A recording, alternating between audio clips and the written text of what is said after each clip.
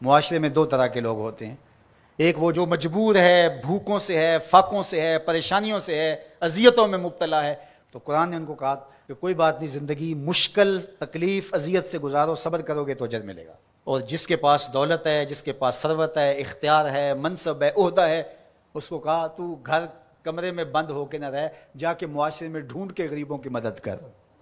جس کے پاس ہے اس کو رحم کا درس دیا، جس کے پاس نہیں ہے اس کو صبر کا درس دیا۔ اب مجھے بتاؤ، معاشرہ اگر ایسا ہو جائے گا، جس کو مشکل ہے، تکلیف ہے، وہ اپنی سفید پوشی کا بھرم نہ ٹوٹنے دے، وہ کہے کہ میں اپنی سفید پوشی کو داغ نہیں لگنے دوں گا، جیسے تیسے گزارا کر دوں گا۔ اور جس کو اللہ نے ثروت سے نوازا ہے، وہ کہے کہ میں اپنے ماتحت اور اپنے دوستوں، اپنے ہمسایوں، اپنے عزیزوں، رشتہ داروں، اپنے اطراف میں بسنے والوں لوگوں کی ضرورت کو پورا کروں۔ تو مجھے بتائیے کہ کوئی معاشرے کے اندر پریشانی رہ سکتی ہے؟ ایک گلی کے اندر 10 گھر رہتے ہیں، فرض کرو اس کے اندر 2 یا 3 گھر غریب ہوں گے، 4-5 گھر جو ہیں متوسط ہوں گے، جو اپنا کماتے ہیں، ضرورت کو پورا کرتے ہیں، 2-3 گھر جو ہے وہ امیر ہوتے ہیں۔ ایک گلی کے اندر 2 گھر امیر، 2 گھر غریب، 6 گھر متوسط۔ متوسط بھی اگر کریں تو اچھی بات ہے، اور اگر وہ گلی میں 2 غریب آدمی جو ہیں ان کی مدد 2 امیر کر دیں، ان کو اپنی فیملی کا حصہ مان لیں، تو اس گلی کے مسائل ختم ہو گئے کہ نہیں ہوئے؟ ان کی بیٹیوں کے رشتے قبول کر لیں، مسائل ختم ہوئے کہ نہ ہوئے؟ اس طرح گلی گلی، بستی بستی، صبر کرنے والے صبر کر کے دکھائیں۔ سید علی المرتضیٰ رضی اللہ تعالیٰ عنہ سے روایت ہے، آقا کریم نے فرمایا جو اللہ کے دیے گئے تھوڑے رزق پہ راضی ہو گیا، اللہ قیامت کے دن اس کے تھوڑے عملوں پہ راضی ہو جائے گا۔ اس کے لیے کتنی موج ہے۔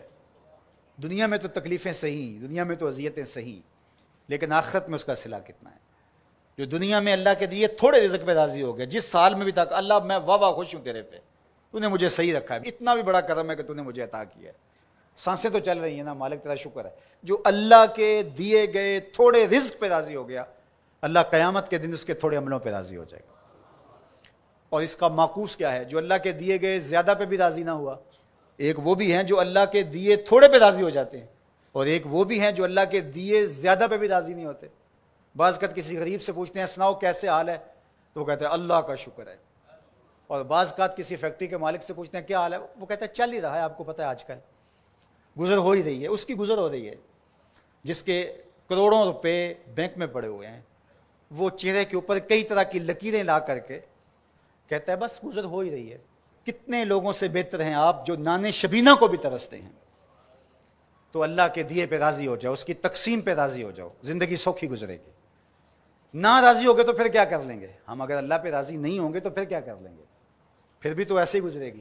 تو بہتر نہیں راضی ہو کے گزرے اور آخرت کا سودا ٹھیک ہو جائے۔ تو ان کو کہا جو پھنسے ہیں، جن کی گردنیں پھنسی ہوئی ہیں، تم ہر حال میں اللہ کا شکر ادا کرو۔ اور دوسروں کو کہا کہ یہ تمہاری بھول ہے کہ ہم دیں گے تو اتنا کم ہو جائے گا۔ میرے حضور نے 3 قسمیں کر کے کہا ما نقصا مالو عبد من صدقہ، 3 چیزوں پہ قسم کی، ان میں سے ایک چیز یہ تھی، فرمایا میں محمد صلی اللہ علیہ وآلہ وسلم اللہ کی قسم اٹھا کے کہتا ہوں کہ صدقے سے مال کم نہیں ہوتا۔ صدقے سے مال کم، صدقے سے مال کم ہوتا تو حضرت ابو بکر صدیق اس دنیا کے سب سے غریب شخص ہوتے، جنہوں نے سارا مال دے دیا۔ حضرت عثمان غنی سب سے غریب ہوتے، حضرت عبد الرحمن ابن عوف سب سے غریب ہوتے، جنہوں نے 30,000 غلام آزاد کیے زندگی میں۔ تو مال خرچ کرنے سے کم نہیں ہوتا۔ اور یہ بات حضور ویسے بھی فرما دیتے تو کافی تھا، لیکن میرے حضور نے قسم کر کے کہا کہ میں رب کی قسم کر کے کہتا ہوں کہ صدقے سے مال کم نہیں ہوتا۔ اللہ ہم سب کو سورہ البلد کے مضامین پر غور و تأمل کی توفیق